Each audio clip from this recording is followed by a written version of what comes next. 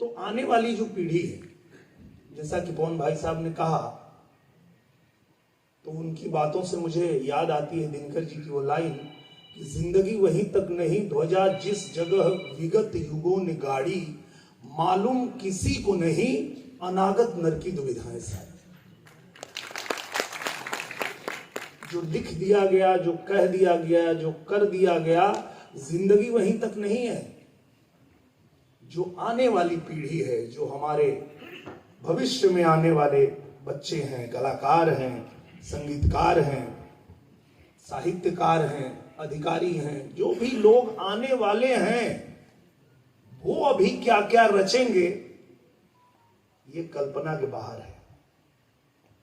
तो इसीलिए दिनकर जी ने कहा कि जिंदगी वहीं तक नहीं ध्वजा जिस जगह विगत युगों ने गाड़ी, मालूम किसी को नहीं अनागत नर की दुविधाएं सारी। सारा जीवन नप चुका कहे जो वह दास्ता का प्रचारक है। जो ऐसा कहता है कि जो हो गया ऐसा हो नहीं सकता, जो कर दिया गया ऐसा आगे अब कुछ हो नहीं सकता, उसको कहते हैं दिनकर जी कि वो दास्ता का प्रचारक है। जो कहे सोच मत स्वयं, बात जो कहूं मानता चल उसको, नर की स्वतंत्रता की मणि का तू कह अराति प्रबल उसको।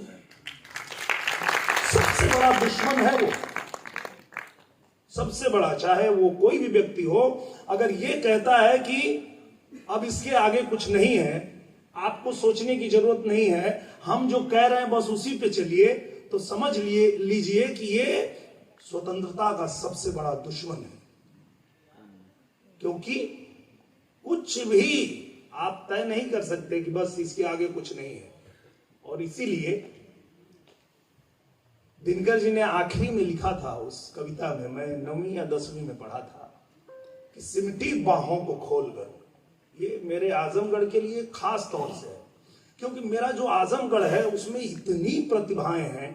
आज ही मैं था सीसवा गांव है ना, सीसवा गांव में मैं फिल्म की शूटिंग कर रहा था, तो मुझे पता चला कि जो जयद्रथ महाभारत में जिसका सिर कटा था, वो जो आके उनके पिता के गोद में गिरा, वो महर्षि यहीं सीसवा गांव आजमगढ़ में बैठ के तपस्या कर रहे थे।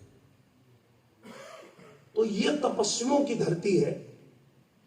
चंद्रमा ऋषि, दुर्वासा ऋषि, ऐसे ऐसे तपस्वी जो इस धरती पे तपस्या किए। इस धरती में बड़ी ऊर्जा है, बड़ी ताकत है। मैं महसूस करता हूं, आजमगढ़ में आता हूं, सबसे मिलता हूं, तो महसूस करता हूं कि इतनी ऊर्जा है, इतनी ताकत है कि आपने देखा ये जो हमारा पानी की पाठशाला, ये अपने आप में देखिएगा एक उदाहरण बनेगा कि यहीं आजमगढ़ से शुरू हुआ और पूरा देश इसको अपनाएगा।